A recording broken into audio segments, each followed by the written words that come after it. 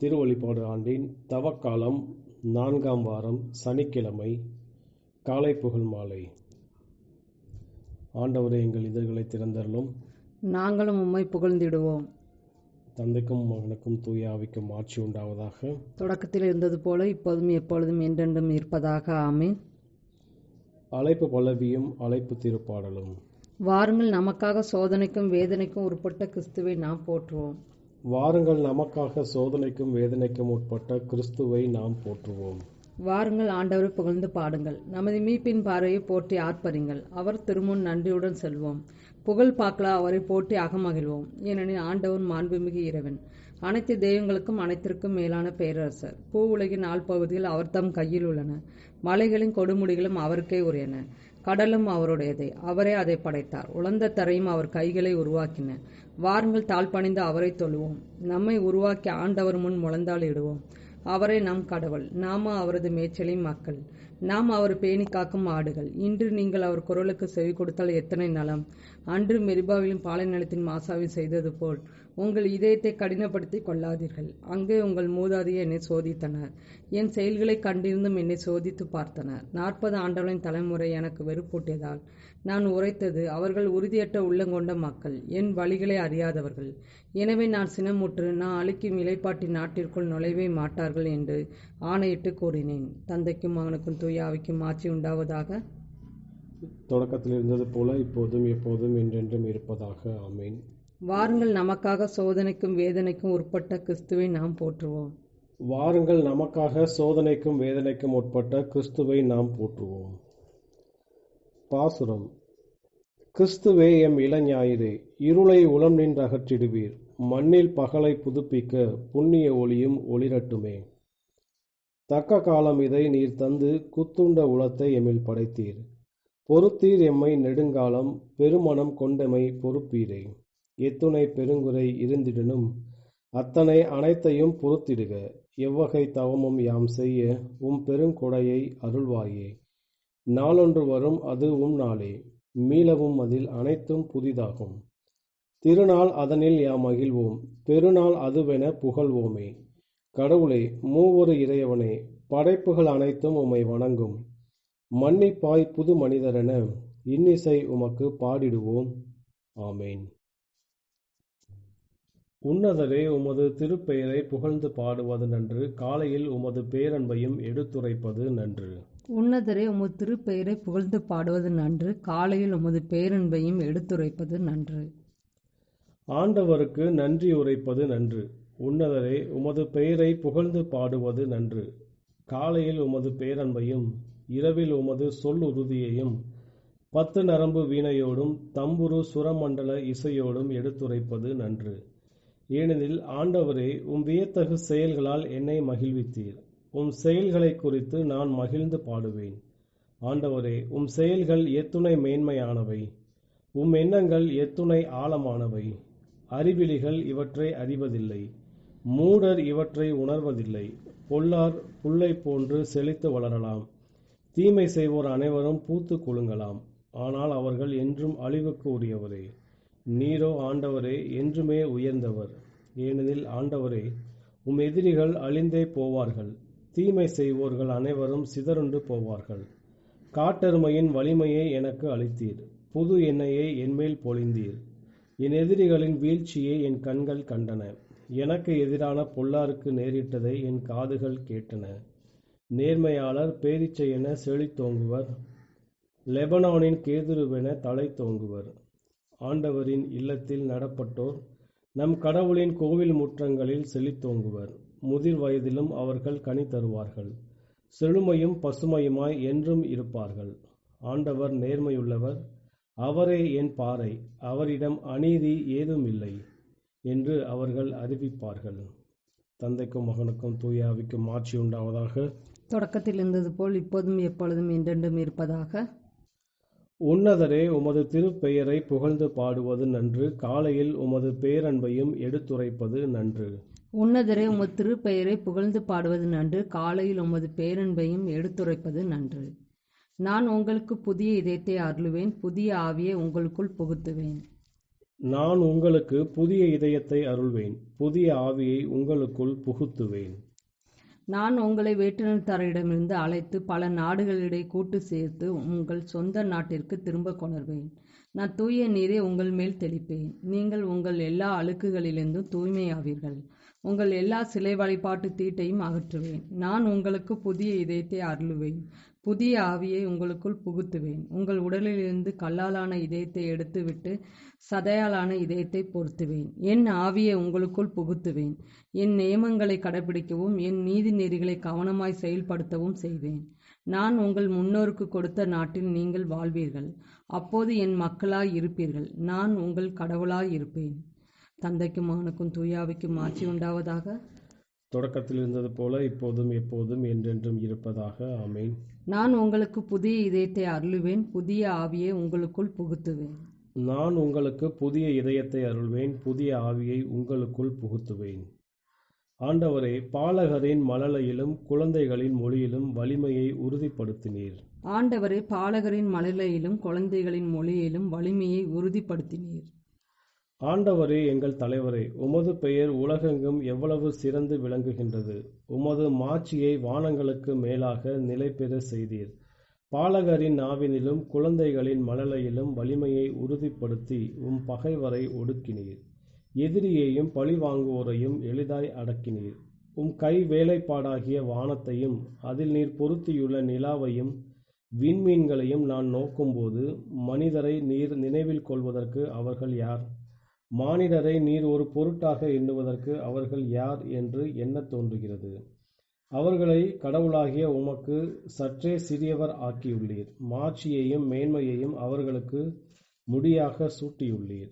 உமது கை படைத்தவற்றை அவர்கள் ஆளும்படி செய்துள்ளீர். அனைத்தையும் அவர்கள் பாதங்களுக்கு கீழ்ப்படுத்தியுள்ளீர். ஆடு மாடுகள், எல்லா வகையான காட்டு விலங்குகள் அனைத்தும் அவர்களுக்கு பணிய வைத்தீர். வானத்து பறவைகள், கடல் மீன்கள், ஆழ்கடலில் நீந்தி செல்லும் உயிரினங்கள் அனைத்தையும் அவர்களுக்கு கீழ்ப்படுத்தியுள்ளீர். ஆண்டவரே, எங்கள் தலைவரே, உமது பெயர் உலகெங்கும் எவ்வளவு சிறந்து விளங்குகின்றது. தந்தைக்கும் மகனுக்கும் தூய ஆவிக்கும் ஆட்சி உண்டாவதாக. தொடக்கத்தில் இருந்தது போல் இப்போதும் எப்பொழுதும் என்றென்றும் இருப்பதாக. ஆண்டவரே, பாலகரின் மழலையிலும் குழந்தைகளின் மொழியிலும் வலிமையை உறுதிப்படுத்தினீர். ஆண்டவரே, பாலகரின் மழலையிலும் குழந்தைகளின் மொழியிலும் வலிமையை உறுதிப்படுத்தினீர். இறைவாக்கினர் ஏசாயா நூலிலிருந்து வாசகம். உங்களை கழுவி தூய்மைப்படுத்துங்கள். உங்கள் தீச்செயலை என் திருமுன்னிருந்து அகற்றுங்கள். தீமை செய்தலை விட்டொழியுங்கள். நன்மை செய்ய கற்றுக்கொள்ளுங்கள். நீதியை நாடி தேடுங்கள். ஒடுக்கப்பட்டோருக்கு உதவி செய்யுங்கள். திக்கற்றோருக்கு நீதி வழங்குங்கள். கைம்பெண்ணுக்காக வழக்காடுங்கள். வாருங்கள், இப்பொழுது நாம் வழக்காடுவோம் என்கிறார் ஆண்டவர். உங்கள் பாவங்கள் கடுஞ்சிவப்பாய் இருக்கின்றன, எனினும் உறைந்த பனி போல் அவை வெண்மையாகும். இரத்த நிறமாய் அவை சிவந்திருக்கின்றன, எனினும் பஞ்சை போல அவை வெண்மையாகும். ஆண்டவரின் அருள்வாக்கு. இறைவா, உமக்கு நன்றி. வேடனின் கண்ணினின்று அவர் என்னை விடுவிப்பார். வேடனின் கண்ணினின்று அவர் என்னை விடுவிப்பார். அவனுடைய தீய சொற்களினின்று அவர் என்னை விடுவிப்பார். வேடனின் கண்ணினின்று அவர் என்னை விடுவிப்பார். தந்தைக்கும் மகனுக்கும் தூய ஆவிக்கும் ஆட்சி உண்டாவதாக. வேடனின் கண்ணினின்று அவர் என்னை விடுவிப்பார். முதல் வாசகம். எண்ணிக்கை நூலிலிருந்து வாசகம். மேலும் அவர்களிடையே இருந்த பல இன மக்கள் உணவில் பெரு விருப்பு கொண்டனர். இஸ்ரேல் மக்களும் மீண்டும் அழுது கூறியது, நமக்கு உண்ண இறைச்சி யார் தருவார்? நாம் எகிப்தில் செலவன்றி உண்ட மீன், வெள்ளரிக்காய், கொம்மட்டிக்காய், கீரை, வெங்காயம், வெள்ளைப்பூண்டு ஆகியவற்றின் நினைவு வருகிறது. ஆனால் இப்பொழுதோ நம் வலிமை குன்றி போயிற்று. மன்னாவை தவிர வேறு எதுவும் நம் கண்களில் படுவதில்லையே. எல்லா வீடுகளிலும் இருந்த மக்களும் தம் தம் கூடார வாயிலில் இருந்து அழும் குரலை மோசே கேட்டார். ஆண்டவரின் சினம் கொழுந்துவிட்டு எரிந்தது. மோசேக்கு அது பிடிக்கவில்லை. மோசே ஆண்டவரிடம் கூறியது, உம் அடியானுக்கு ஏன் இந்த கேடு? நீர் எனக்கு கருணை காட்டாமல் இம்மக்களின் எல்லா பழுவையும் என்மேல் சுமத்தியது ஏன்? இம்மக்களை எல்லாம் நானா கருத்தரித்தேன்? நானா இவர்களை பெற்றெடுத்தேன்?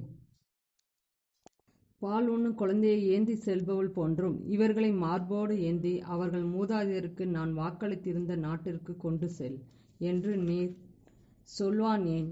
இம்மக்கள் அனைவருக்கும் கொடுக்க வேண்டிய இறைச்சிக்கு நான் எங்கு போவேன்? அவர்கள் எனக்கு முன் அழுது, உண்ண எங்களுக்கு இறைச்சி தாரும் என்று கேட்கிறார்களே. நான் தனியாக இம்மக்கள் அனைவரையும் கொண்டு செல்லவே முடியாது. இது எனக்கு மிக பெரும் பளு. இப்படியே எனக்கு செய்வாரானால் உடனே என்னை கொன்றுவிடும். உம் பார்வையில் எனக்கு தயை கிடைத்தால் இந்த கொடுமையை நான் காணாதிருக்கட்டும். ஆண்டவர் மோசேயிடம் சொன்னது, இஸ்ரேல் மூப்பரில் 70 பேரை என்னிடம் கூட்டி வா. அவர்கள் மக்களுள் உனக்கு தெரிந்தவர்களாகவும் பெரியோர்களாகவும் அதிகாரிகளாகவும் இருக்குமாறு பார்த்துக்கொள். அவர்களை சந்திப்பு கூடாரத்திற்கு அழைத்து வா. அவர்கள் அங்கே உன்னோடு நிற்கட்டும். நான் இறங்கி வந்து அங்கே உன்னோடு பேசுவேன். உன்னில் இருக்கும் ஆவியில் கொஞ்சம் எடுத்து நான் அவர்களுக்கு அளிப்பேன். நீ மட்டும் சுமைக்காதபடி மக்களின் பளுவை அவர்களும் உன்னோடு சேர்ந்து தாங்குவார்கள். மக்களிடம் சொல், நாளை உங்களை தூய்மைப்படுத்திக் கொள்ளுங்கள். நீங்கள் இறைச்சி உண்பீர்கள். ஆண்டவரின் செவிகளில் பட, நமக்கு உண்ண இறைச்சி யார் தருவார்? எகிப்தில் எங்களுக்கு எவ்வளவோ நன்றாக இருந்தது என்று அழுதிருக்கிறீர்கள். எனவே ஆண்டவர் உங்களுக்கு இறைச்சி தருவார். நீங்கள் உண்பீர்கள். 1 நாள், 2 நாள், 5 நாள், 10 நாள், 20 நாள் அல்ல. அது உங்கள் மூக்கில் வெளிவந்து உங்களுக்கு திகட்டி போகும் வரை 1 மாதம் முழுதும் உண்பீர்கள். ஏனெனில் உங்களிடையே இருக்கும் ஆண்டவரை நீங்கள் புறக்கணித்து விட்டீர்கள். ஏன் நாங்கள் எகிப்திலிருந்து வந்தோம் என்று கூறி அவர் முன் நீங்கள் அழுதிருக்கிறீர்கள். ஆனால் மோசே கூறியது, என்னோடு இருக்கும் காலாட்படையினர் எண்ணிக்கையோ 6 லட்சம். அவர்கள் 1 மாதம் முழுதும் உண்ண அவர்களுக்கு இறைச்சி தருவேன் என்று நீ சொல்லியிருக்கிறீர். அவர்களுக்கு போதுமானதாய் இருக்கும்படி ஆட்டு மந்தையும் மாட்டு மந்தையும் அடிக்கப்படுமோ?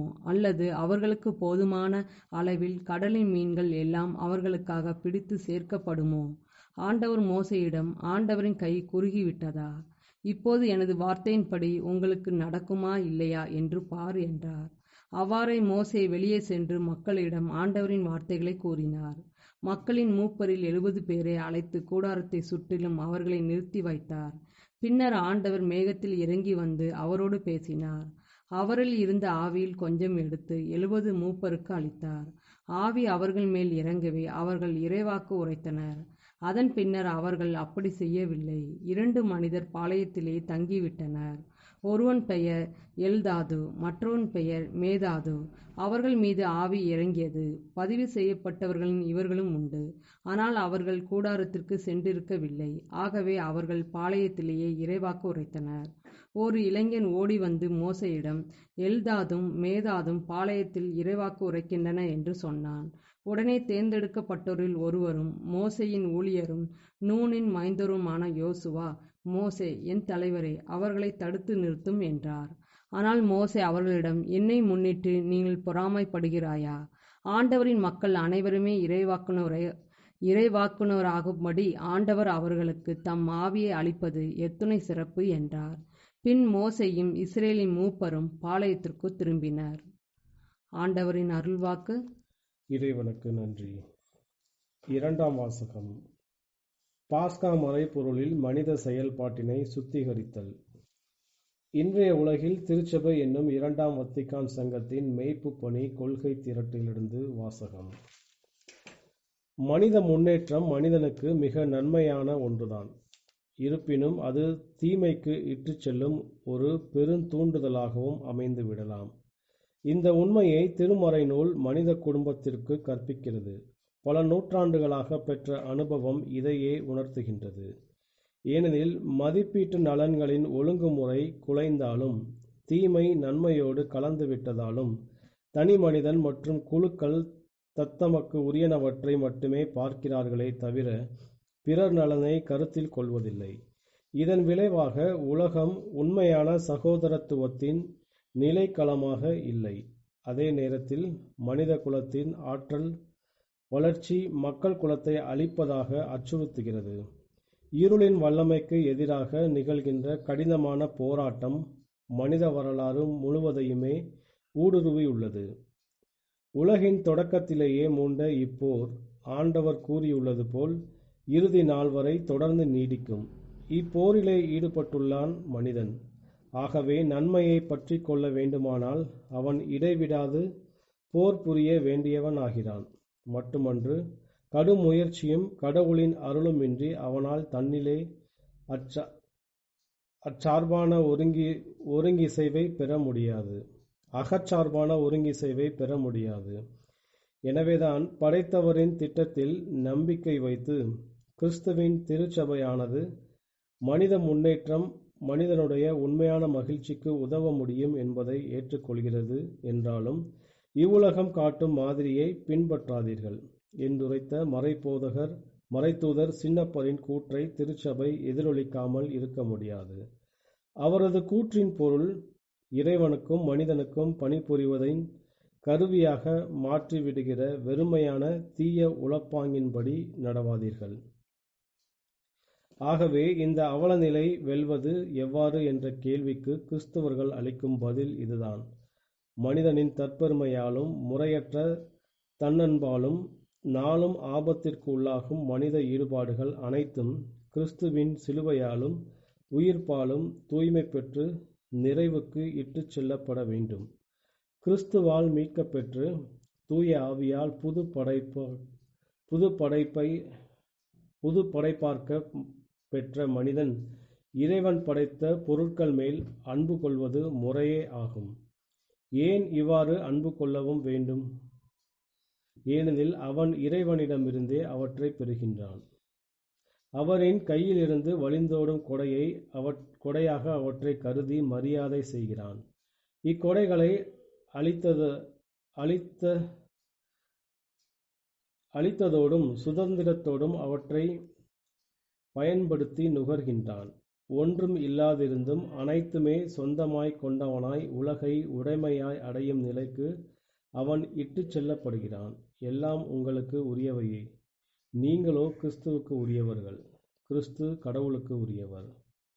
பாஸ்கா மறை நிகழ்ச்சியில் மனித ஈடுபாடு நிறைவுக்கு இட்டுச் செல்லப்படுகிறது. இறைவனின் வார்த்தை வழியாகவும் படைக்கப்பட்டன. இந்த வாக்கு மனு ஊடலேற்று மனிதர் தம் உலகில் வாழ்ந்திட வந்தார். நிறைவு பெற்ற மனிதனாகிய அவர் உலக வரலாற்றில் புகுந்தார். அவ்வரலாற்றை தம்மேல் ஏற்றுக்கொண்டு அதை தம்முள் ஒருங்கிணைத்தார். அன்பே கடவுள் என்பதை அவரே நமக்கு வெளிப்படுத்துகிறார். அதே வேளையில் அன்பு நிறைவுக்கும் அந்நிறைவின் வழியாக மண்ணுலக உருமாற்றத்திற்கும் வழிவகுக்கும் அடிப்படை சட்டம் எனவும் அவர் நமக்கு கற்பிக்கிறார் எனவும் அனைத்துலக சகோதரத்துவத்தை நிறுவும் முயற்சி வீணானதல்ல எனவும் அவர் இறையன்பில் விசுவாசம் கொண்டவர்களுக்கு உறுதியளிக்கின்றார். அத்தோடு இவ்வன்பு பெரிய காரியங்களில் மட்டும் பின்பற்ற வேண்டிய ஒன்றல்ல, மாறாக வாழ்க்கையின் சாதாரண சூழ்நிலைகளில் முதலில் நாம் பின்பற்ற வேண்டியதொன்று என அவர் சுட்டிக்காட்டியுள்ளார். பாவிகளாகிய நம் அனைவருக்காகவும் சாவை ஏற்றுக்கொண்ட அவர் நீதியையும் சமாதானத்தையும் நிலைநாட்ட பாடுபடுபவர்களின் தோள்மேல் ஊனுடலும் உலகமும் சுமந்து அச்சிலுவையை நாமும் தாங்க வேண்டுமென்று தம் முன்மாதிரிகையால் நமக்கு கற்பிக்கின்றார். தமது உயிர்ப்பால் ஆண்டவராக ஏற்படுத்தப்பட்ட கிறிஸ்து விண்ணிலும் மண்ணிலும் எல்லா அதிகாரமும் பெற்றுள்ளார். தம் ஆவியானவரின் வல்லமையால் மனிதரின் உள்ளங்களில் அவர் செயல்புரிந்து வருகிறார். வரவிருக்கும் உலகின் உள்ளங்களில் அவர் செயல்புரிந்து வருகிறார். வரவிருக்கும் உலகின் மட்டில் விருப்பத்தை தூண்டி எழுப்புவதோடு அவர் நின்று விடுவதில்லை. மாறாக அத்தோடு கூட மனித குடும்பத்தின் பிற சிறிய விருப்பங்களுக்கும் அவர் உயிரோட்டம் அளித்து அவற்றை தூய்மையாக்கி வலுப்படுத்துகின்றார். மனித குடும்பம் தன் வாழ்வை அதிக மனித பண்புடையதாக்கும் நோக்குடன் செயல்பட்டு அந்நோக்கத்தின் கீழ் மண்ணுலக அனைத்தையும் கொணர்வதற்கு தூண்டுதல் அளிப்பவையே இவ்விருப்பங்கள். ஆவியானவரின் கொடைகளோ பல வகையானவை. விண்ணக வீட்டின் மேல் எழும் விருப்பத்திற்கு தெளிவான சான்று பகரவும் அச்சான்றினை மனித குடும்பத்தில் உயிரோட்டத்தோடு காத்திடவும் சிலரை அவர் அழைக்கின்றார். மனிதரின் இவ்வுலகப் பணிக்கு தங்களையே கையளித்து இப்பணி மூலம் விண்ணரசு தோன்றுவதற்கு தேவையான அடித்தளமிட பிறரை அழைக்கின்றார். அனைவரும் தன்னலத்தை தள்ளிவிட்டு மண்ணுலக சக்திகளையெல்லாம் மனித வாழ்வின் முன்னேற்றத்திற்காக ஒன்று திரட்டி வருங்காலத்தை நோக்கி விரைந்து சென்றிட அவர் அவர்களை சுதந்திரமுடையவர்களாக்குகின்றார். அந்த வருங்காலத்தின் மனுகுலமே இறைவனுக்கு உகந்த பலிபொருளாக மாறும். இன்றைய உலகில் திருச்சபை எனும் இரண்டாம் வத்திக்கான் சங்கத்தின் மெய்ப்பு பணி கொள்கை திரட்டிலிருந்து வாசகம். இன்றைய நற்செய்தி வாசகம் யோவான் எழுதிய தூய நற்செய்தியிலிருந்து வாசகம். அக்காலத்தில் யூதர்களின் திருவிழா கூட்டத்தில் சிலர் இயேசுவின் வார்த்தைகளை கேட்டு, வரவேண்டிய இறைவாக்கினர் உண்மையில் இவரே என்றனர். வேறு சிலர், மெசியா இவரே என்றனர். மற்றும் சிலர், கலிலேயாவில் இருந்தா மெசியா வருவார்? தாவீதின் மரபிலிருந்தும் அவர் குடியிருந்த பெத்லெகேம் ஊரிலிருந்தும் மெசியா வருவார் என்றல்லவா மறைநூல் கூறுகிறது என்றனர். இப்படி அவரை குறித்து மக்களிடையே பிளவு ஏற்பட்டது. சிலர் அவரை பிடிக்க விரும்பினர், ஆனால் யாரும் அவரை தொடவில்லை. தலைமை குருக்களும் பரிசேயர்களும் அனுப்பியிருந்த காவலர்கள் அவர்களிடம் திரும்பி வந்தார்கள். அவர்கள் காவலர்களிடம், ஏன் அவனை பிடித்து கொண்டு வரவில்லை கேட்டார்கள். காவலர்கள் மறுமொழியாக, அவரைப் போல எவரும் என்றுமே பேசியதில்லை என்றனர். பரிசேயர் அவர்களை பார்த்து, நீங்களும் ஏமாந்து போனீர்களோ? தலைவர்களிலாவது பரிசேயர்களிலாவது அவனை நம்புவோர் யாராவது உண்டா? இம்மக்கள் கூட்டத்துக்கு திருச்சட்டம் தெரியாது, இவர்கள் சபிக்கப்பட்டவர்கள் என்றனர்.